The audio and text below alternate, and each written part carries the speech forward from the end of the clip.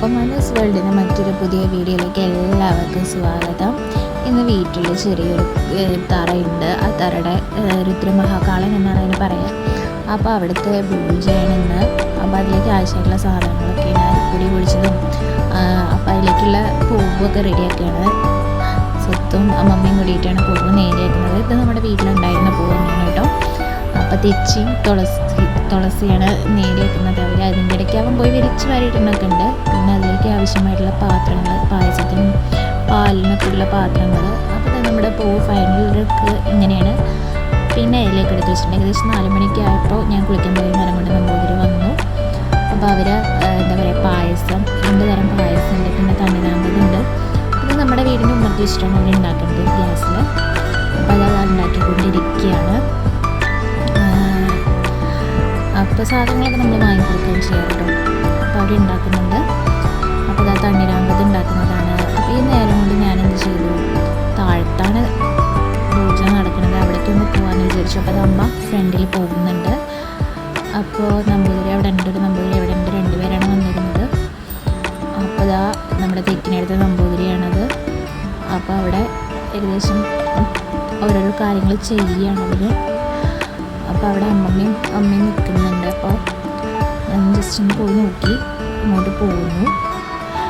എന്നിട്ട് ഞാൻ കുറച്ച് കഴിഞ്ഞപ്പോൾ പോയതാണ്. അപ്പോഴേക്കും നമ്മൾ ദീപസ്തംഭത്തിലെ വിളക്കൊക്കെ കത്തിച്ചിട്ടുണ്ടായിരുന്നു. അപ്പോൾ എല്ലാവരും അവിടെ എത്തിയിട്ടുണ്ടായിരുന്നു. അമ്മയും മാമനും എല്ലാവരൊക്കെ എത്തിയിട്ടുണ്ട് അവിടെ. അപ്പോൾ ഏകദേശം 4 മണിയൊക്കെ ആകുമ്പോഴാണ് നമ്പൂതിരി വന്ന് പൂജ തുടങ്ങി. സന്ധ്യയ്ക്കാണ് ഉണ്ടാവാറ്. അപ്പോൾ ആ നേരം കൊണ്ട് മറ്റ് നമ്പൂതിരിയും താഴത്തേക്ക് വന്നിട്ടുണ്ട്. സാധനങ്ങളൊക്കെ ആയിട്ട് താഴത്തേക്ക് വന്നിട്ടുണ്ട്.